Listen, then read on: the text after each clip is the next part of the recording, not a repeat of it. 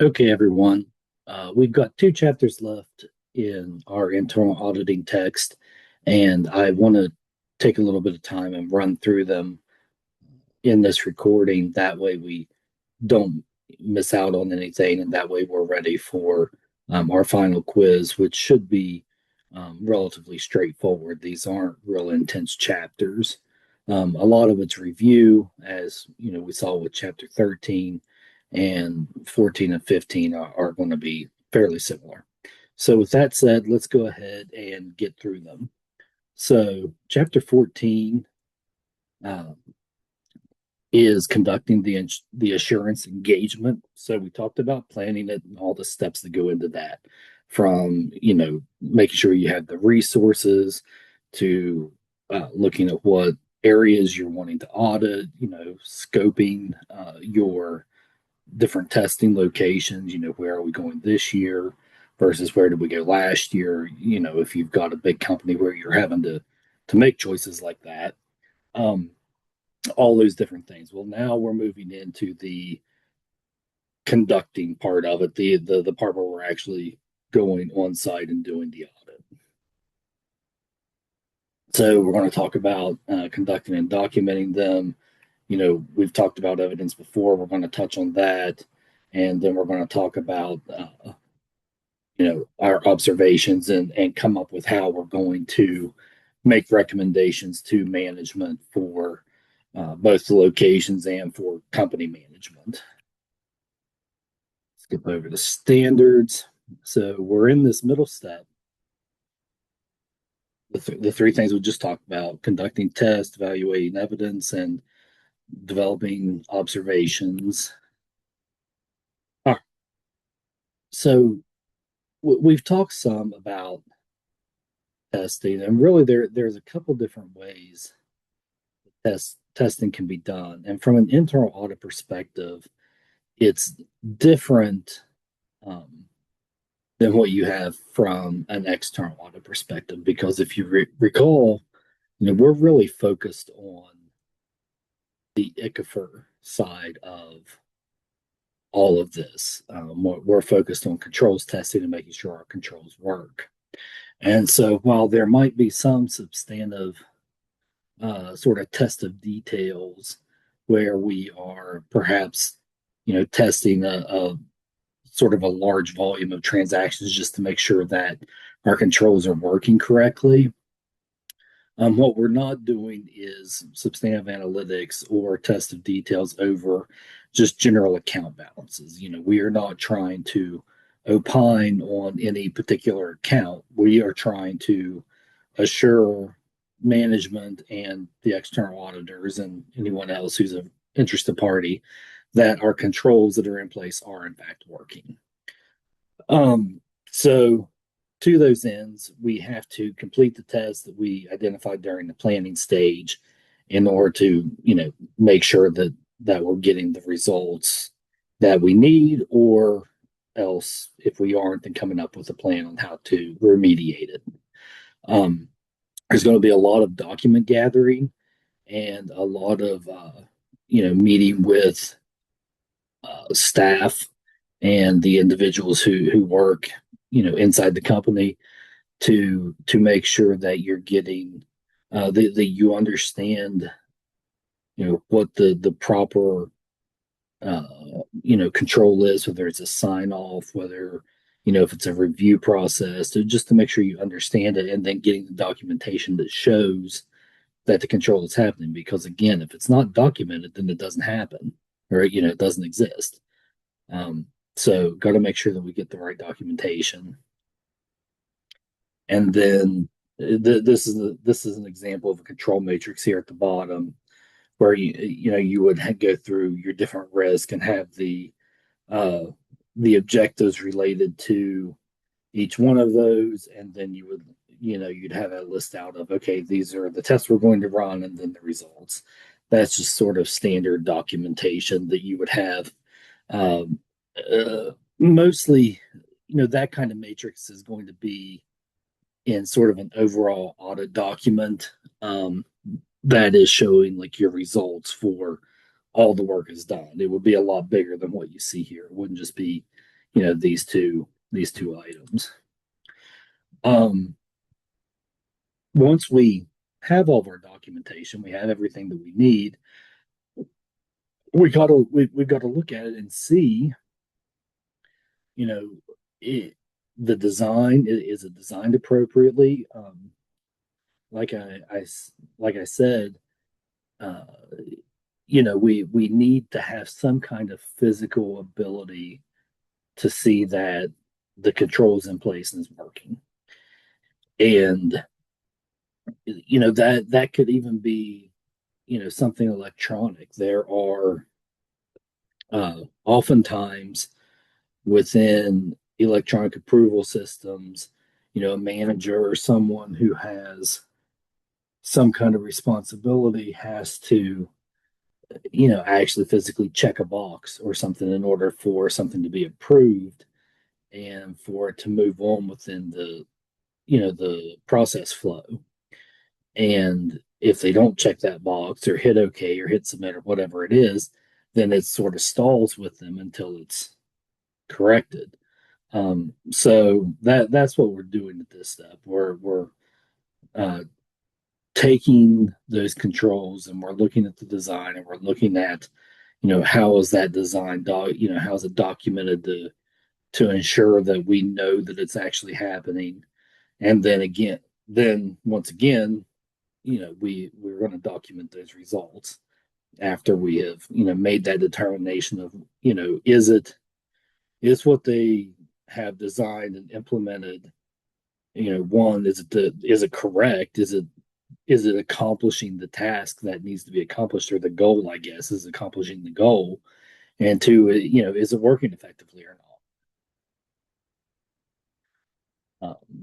So questions that we would ask ourselves, sort of uh, around those topics, are the ones that basically we've talked about.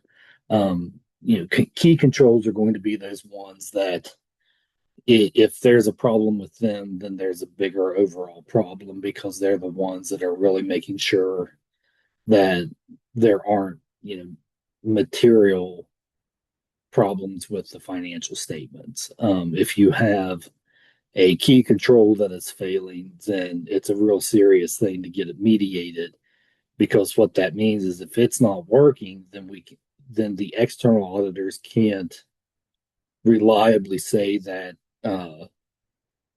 the results of their audit um, basically are good, for lack of a better way to put it, because uh, that's there could be a material mistake. That's We're only identifying something as key if not performing that control could lead to some kind of material mistakes. So ultimately, that's why it's so important. So, are they designed adequately? Are they operating? Um, are they operating the way they're supposed to? Are they mitigating the risk that we talked about? Um, and then, it says overall, do the design and operation of the key controls support achievement of the objectives for the process or the area under review? So think back to, some of uh, the objectives that we talked about, the audit objectives, completeness or accuracy or all those different things. And we look at what the process area is that we're testing, and we have to decide, is completeness our risk? Is accuracy our risk? Is um, what is it that we're trying to get to? And then, did the control that we tested, basically achieve that objective of saying, yes, this is good. Our list is complete. Our list is accurate. Are those things uh, working the way they should be, and giving us the evidence that we need to move on and say that that area is something that is, basically good to go. Um, And then finally, after we've reviewed everything, we've got to come up and we've got to decide what is it that management, both locally and at sort of the corporate level, what is it that they need to know? Um, we always hope for completely clean audits with no problems, and that almost never happens because there's always something, even if it's small, there's always something. I feel like if you were to go through either an internal audit engagement or an external audit engagement, and you were to come back and say, "Oh yeah, we had no problems the entire time," I don't think anyone would believe you. I think that they would come back and be like, we like to think that we're this good, but we know we aren't. So what were the actual problems you found? Um, I think that would just be the mentality is that's not right. There's got to be something. So basically, we have to decide, you know, what does need to be communicated, and we need to decide, um, at what level does it need to be communicated to? Does it need to go just to like local management? Is it something that rises to corporate management? Or to higher levels? Is it something that ends up needing to be communicated to the audit committee? Um, you just have to make that determination. And that's basically it for this chapter. This last slide here is different ways that we could go through that we could provide additional insight to the different stakeholders throughout the throughout our engagement. Um, let's see, and then yeah, the summary. So that's it. Basically, it's just doing the work. Like I said, these are pretty basic chapters. We're just trying to get through and do a little bit of review. So with that, let's jump over to chapter 15, which is also pretty short. It talks about communication. Sort of this last part here that we were talking about, where we are making our observations and formulating recommendations. Now we need to communicate those things, and that is what chapter 15 is about: communicating assurance, engagement outcomes, and performing follow-up procedures. It's exactly what it says. All right, let's skip down to communicating. So there's 5 steps here that we want to think about whenever it comes to communicating the results of our internal audit engagement. So, all right, so these 5 steps, the first, perform observation, evaluation, and escalation. So we did our procedures, we did all that in the last section. So now we need to, evaluate what we've done and, determine um, what needs to, what was uh, good, what was bad, what needs talked about. I mentioned that sometimes you need to talk with local management, sometimes you need to talk with higher management, all the way up to the audit committee. So you've got to figure out like what communications need to be made to what levels. Um, there are interim and preliminary engagement communications to let everyone, and this is for every, if you're doing, say an engagement every other week, you spend a week at a location, you come back, you finish your documentation, you do all that, then you spend a week at another location. And, every time you go to one of those, you're going to have some interim and preliminary engagement communications with like local management. Now, your central management, your people who are in charge of your actual internal audit function, they should be aware. Like they don't have to have those constant communications other than updates of what's going on. But you do have to have continuing communication with the folks where you're going to be traveling to next, or do auditing next, so that they know what's going on. After all that's done, after everything's done at the end, you're going to put together your final communications, distribute them, both formal and informal. The formal is usually going to be in the form of a written report and perhaps a presentation. And your informal is going to be whenever you just sit down and you're having a conversation with, basically a meeting. You're having a meeting uh, with the different relevant parties, and then after that has all happened, you're going to continue monitoring, and if follow-up procedures are necessary, you're going to do that. We've talked about how continuing to monitor things is an important step, um, because you want to make sure that if what you've tested today continues to work into the future. Um, so that's an important part of uh, allowing everyone to rely on what's been done. So here, this is our last step with the things that we just talked about. So, okay, engagement, communication, obligations. Let's hit each one of these steps. Um, so communications involve reporting on design adequacy and operating effectiveness. We talk about the ICFR, which is this next internal controls over financial reporting. Up here, where we are reporting on the design adequacy and operating, that's what we're doing. We're telling the parties that need to know, you know, these are designed well, these are not designed well, they're operating, they're not. Like we're letting them know all those things. Um, Following, this COSO ICFR framework, um, it is basically it's best practice for making our communications.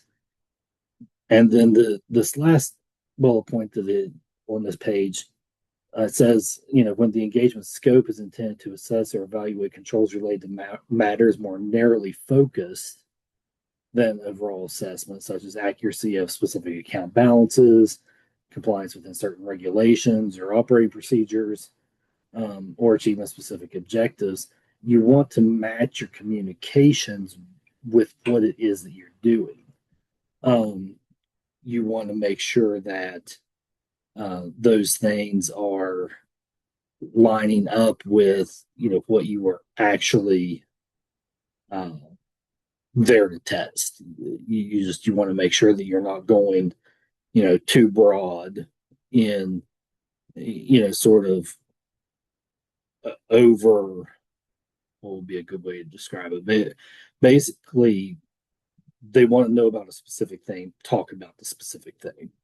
That's ultimately what we're looking at. Um, on this IIA standard, I know we basically skip over these, but these, what is it, 8 points here, um, are important because these are all the things that we're expected to communicate, um, to the senior management. And this chief audit executive is the one doing the communication. Again, it's not like it's not the staff that's doing these communications. In the example, where we had Zane Lone from Viatricin talking to us, he would be that person that is talking to other senior management or talking to the board, um, and talking about all of these different steps, throughout the year, and any issues that may come up with any of them. That is going to be that person's responsibility.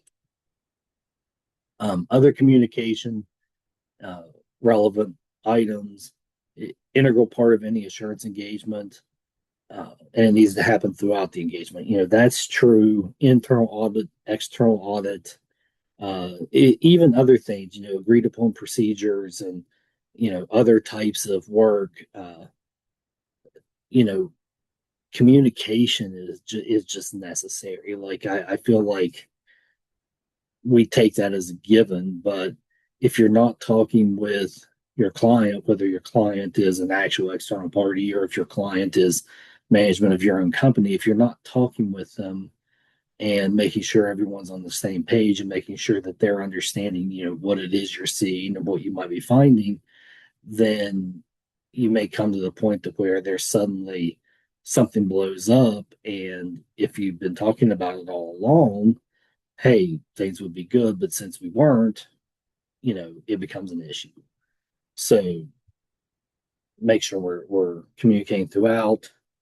We communicate in many ways. We write memos, send drafts and discussions around.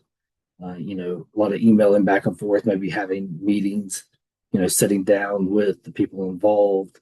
And then at the end, these final results are communicated to the affected parties. That's where, we talk sort of about the formal and the informal results. That's going to be a sit down, discussion. And then here's our written final results, memo or template, whatever it is that we're using to communicate all of our findings that are going to be provided to everyone. Oops, let's see, went too far. Then the final engagement communication I'll refer to as an audit report. Yeah, that's typically what it's going to be called in its formal way to communicate your results. And it's probably for most companies, most people, it's going to be a standard, template, sort of a cookie cutter template with, some legalese and stuff that gets carried from year to year, and then you update the sections that are necessary. That's probably more prevalent in external accounting, external auditing. But there's no reason that I see that, you're not going to have the same thing with, internal accounting. There's some things that aren't going to change.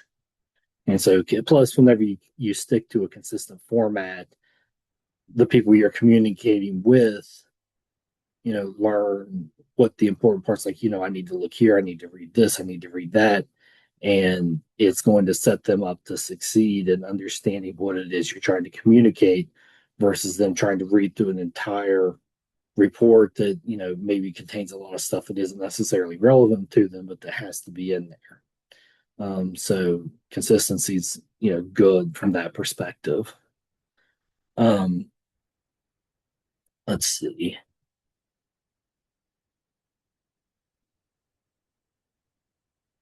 Observations. So this is using the term observation.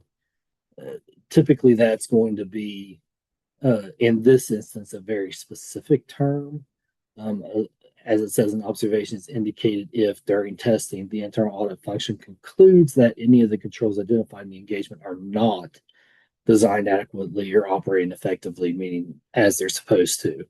So we're going to call that an observation. And whenever we communicate that to management, we're going to say, oh, here are our observations. And then you're going to, be listing out the things that had issues. So it's basically like each one is a record of, the problems that you had, not to be confused with, the observation, which is, a testing step. It's clearly not the same thing. This is, again, the indication of something that went wrong. Once it's identified, there's several things you must go through to determine the impact. Basically, we need to know how important is it that this particular control isn't working. Is it a key control? Is it just something that's supplementary that is covered by something else? Do we need to remediate it? What is the potential impact, and who needs to know about it so that it can be fixed? And then this last point, even if no observations are identified, in the final, communications, you would still indicate that, there were no observations made during the engagement. That's putting it in writing so that, if ever need be, you can be referred back to and said, here it's indicated that there was nothing wrong at this time. Um, let's see, fundamental control assertions. We've looked at some assertions before: existence, completeness, obligations, valuations, presentations. We're gonna skip through some of that. Let's see. So the evaluation and escalation process, this is too small for you to read, but it's in your textbook. It's 15.4, but basically whenever we have identified some kind of observation, then we need to decide, sort of what level it needs to be you know, what do we need to do with it, um, in order to get it to the people that it makes sense need to see it. Let's see if I can zoom in with moving the whole thing. So made observations, one or more, uh, made in the course of the evaluation process, impact and likelihood must be determined. So is it operation? Is it compliance? Is it reporting? We're going to classify them. And then we're going to ask, is the control designed, or is it designed correctly, or is it incorrect or ineffectively operating? Which one? If it's designed incorrectly, we jump to this left side and decide, how, you know, possibly significant um, you know, is the likelihood that, it's not, uh, or that it's going to have a material impact. Um, if it's insignificant, no key controls involved, or key controls are involved, but adequate compensating controls exist. Those compensating controls, whenever something fails, that's what we're looking for. What is is there something else that says, okay, this person didn't review this, but ultimately their boss is also reviewing it, and we think that their boss would catch any mistakes that they made. So is it the best? No, but it can be a remediation for a simple error like that. Um, if it is not just a design, if it's operating ineffectively, then we have to look at, is it more than insignificant? And again, materiality from an internal auditing standpoint isn't like materiality whenever you're doing a regular audit. We're not talking, millions of dollars in materiality. We're talking, pretty small numbers. A lot of times we're talking no differences. Like we expect our system to process things through completely correctly. Like we don't expect it to process a transaction and have it be 10 cents off. We expect it to process it correctly. So sometimes uh, that more than insignificant magnitude might be a penny, if we expect things to be perfect. And it's more than a remote likelihood, then we either are going to come up with a significant or material weakness. um, Significant ones have to be reported to everyone, and material weaknesses also go in the report that gets filed publicly. That management's going to be filing publicly. And then down here, just goes through the different kinds of communications that you would have to give for each one of those things, for each one of those, whether if it's insignificant, no key controls, insignificant, but there are key controls, but it's been compensated for, is it significant or is it material? And so the communications get stronger and more complex, and more just greater volume of what you have to provide as you go up that list. Let's zoom back out here. This is just a heat map of exactly what we just talked about. The remoteness, and more than remote, it's never going to happen, or it might happen, and then insignificant, which could be absolutely nothing, all the way up to more than significant is going to be probably anything above that, very low. So you notice, our green jumps very quickly into yellow. And truthfully, the green would probably just be this very bottom corner, if we're being honest. Other things, risk tolerance parameters. Again, we're going to talk about plan materiality for the outside auditor. That is going to be taken into consideration. Yes, we are not really dealing with materiality at our level, but we have to take into consideration what the outside auditor is going to be doing. Especially whenever it comes to remediation, and whether or not it's something that's significant or insignificant for, ICCA reporting, or significant or material for ICCA reporting. Let's see. and this is hard to, this is showing like ranges of stuff, and you would see that in in like a real work situation.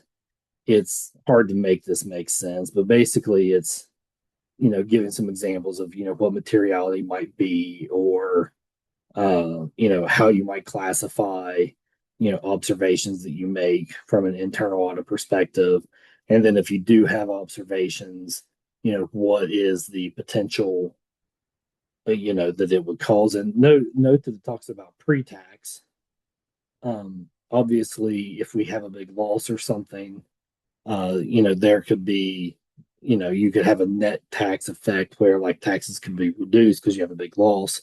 But, we don't want to consider that when we're deciding, whether or not it's an issue. We want to just, we want to consider it sort of on that gross basis. And then down here, the likelihood of, how frequent might it happen, and how much warning would we have if it were to happen. And I like this for how much warning, months or years is going to be, probably legislative. Hours or days is going to be, some kind of a event where you have some foreshadowing of it, and then no warning. I like a fire or hacker attack, which makes sense. You get hacked and you didn't expect it to be coming, so it happens before you know it. All right. Now we've got a few pages here of the way things can be documented. That's what this example is over the next few tabs. Um, then you're going to get to internal audit needs to communicate with key individuals via both email and face-to-face meetings. We've talked about that. That you're doing the before, during, and after. You want to make sure that everyone's aware, especially whenever you have observations. You need to make sure everyone's aware that that you've identified things that are an issue, and make sure that everybody understands them together. And then finally, you're going to develop those final communications of this is what now that we've done everything, and we've checked all of our remediations, and we've checked for compensating controls, and we've done all that work. All right, now let's put it all together and document that final audit report that we're going to share with management and with the board. The things that final communication should have: purpose, time frame, observations and recommendations, conclusions, and ratings if applicable. Like, and ratings would go back to like I would look at that sort of as significance, or say most likely if you have some kind of internal rating system, and then what the action plan is if there are observations that have been made. Here's an example of a formal final communication, and that goes on. Let's see. And then you distribute it. The chief audit executive needs to make sure that they've approved it. Has to go to all the correct people. I actually like this point. Must send a summary communication to executive management when warranted. You want to make sure that the people that are in a decision making capacity have just what they need in front of them. If you send them the entire 2, 3, 4 page report and expect them to go through and dig out the nuggets of information that they need, it's never going to happen. You've got to put those folks don't have time for that. So you've got to put together something that sort of highlights the key areas, and then distribute to other interested or affected parties. So again, external auditors, the board when need be, etc. More on the standards, and that's basically it. So that gets us through the entire engagement, from start to finish. That'll wrap it up for my remarks on these 2 chapters. There is a quiz next week. Again, I don't expect there to be, a lot of difficulty with this one because these are pretty straightforward chapters.